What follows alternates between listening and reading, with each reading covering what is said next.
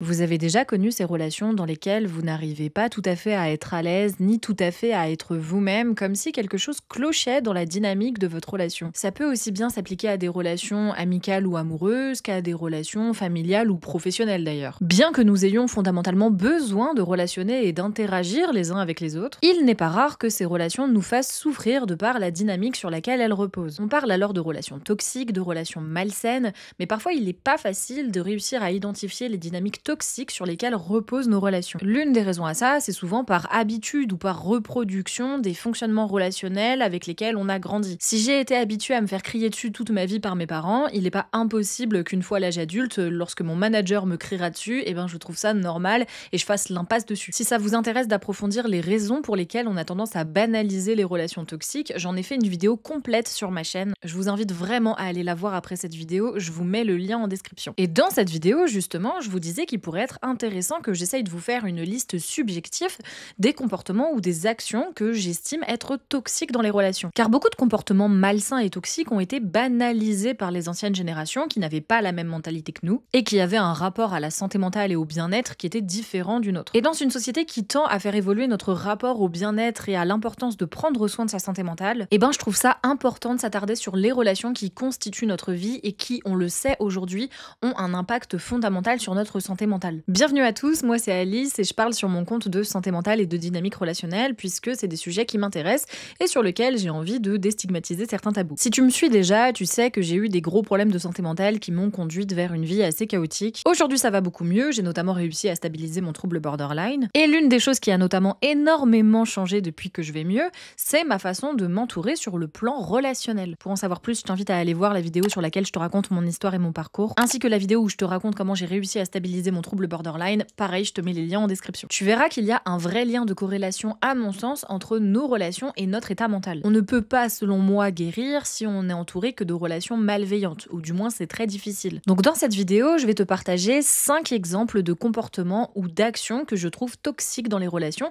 et qui pourtant ne sont pas si rares. À noter que je ne pars pas du principe qu'il existe des gentils et des méchants, des gens qui sont là pour faire le bien et d'autres qui seraient là pour faire le mal. Une relation, c'est un espace complexe avec des humains complexes qui ont eu des vies complexes et qui composent avec. L'idée n'est donc pas de prendre à partie les gens qui font les choses que je vais vous lister là, mais d'en prendre conscience de votre côté afin de vous en protéger. Il se peut que vous vous retrouviez d'ailleurs dans certains des comportements que je vais lister, auquel cas ne vous jetez pas la pierre, mais au contraire profitez-en pour en prendre conscience, pour vous rendre compte que ça peut potentiellement faire du mal à la personne en face et pour ainsi éviter ces comportements. On a le droit d'avoir fait des erreurs dans nos relations, ce qui compte c'est de vouloir s'améliorer. Sans plus tarder, on commence avec le premier comportement que je trouve toxique.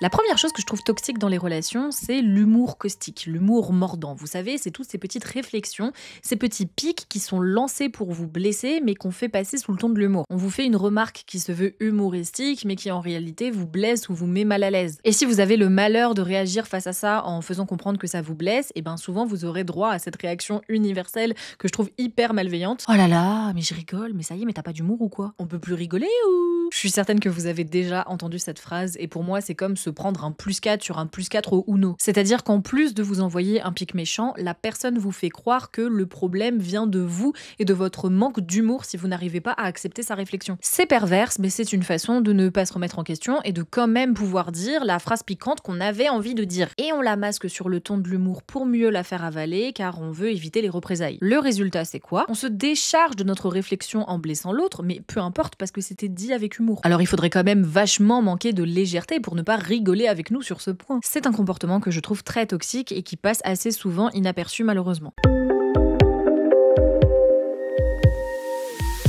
Deuxième comportement que je trouve toxique dans les relations, c'est les personnes qui ne vont pas supporter lorsque vous allez mieux et qui vont essayer par tous les moyens de vous entraîner avec eux dans leur état de souffrance ou du moins de faire en sorte que vous restiez dans votre état de souffrance. Même chose, c'est un comportement très commun qu'on va retrouver chez les personnes qui n'ont pas confiance en elles et qui ont besoin d'avoir à leur côté une personne qui va plus mal qu'elles pour se rassurer. Le problème, c'est que ça ne va évidemment jamais être verbalisé explicitement, mais c'est quelque chose que vous allez ressentir. Vous allez sentir que vous devez marcher sur des œufs pour ne pas froisser froisser l'autre. Vous n'allez jamais être à l'aise de lui annoncer vos réussites ou vos victoires parce que vous sentez que cette personne va vous en vouloir. Moi, j'ai eu une amie comme ça et j'ai vraiment mis beaucoup de temps à m'en rendre compte. Et j'osais jamais lui dire quand quelque chose de positif m'arrivait, ou alors je lui disais, mais tout de suite derrière, j'allais un peu dénigrer ce qui m'arrivait en disant non mais t'inquiète, c'est pas un truc de fou en vrai, pour la rassurer en fait. Parce que je sentais qu'elle me faisait un peu la tête lorsque ma vie me réussissait trop entre guillemets. Sauf qu'une relation qui se veut saine, elle a pour but de vous encourager et de vous tirer vers le haut. Et dans cet exemple-là, on en est très loin. Au contraire, ça incite quelque part à ne pas trop briller pour ne pas froisser son proche. Mais une relation, ça ne sert pas à se tirer vers l'échec.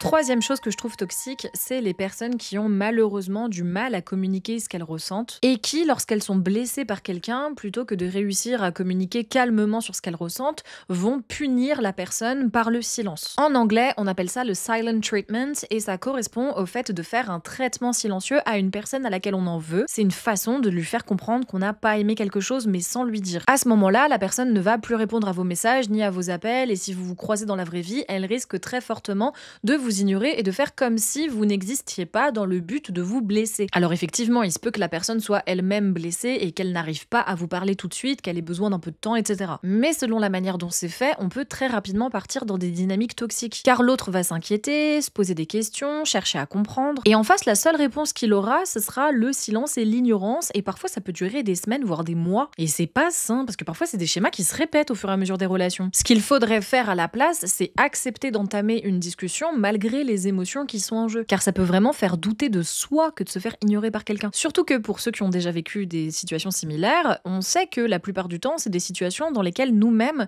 on ne sait pas ce qu'on a fait pour blesser l'autre. Et la personne en face ne veut pas l'expliquer, elle est juste dans une volonté punitive. On se retrouve donc face à soi-même, face au silence, et c'est ça qui va nourrir la personne qui a été blessée à la base. Je suis blessée, alors je te blesse en retour en te laissant dans l'incompréhension. Et c'est vraiment quelque chose de perverse qui pourrait être évité dans bien des cas.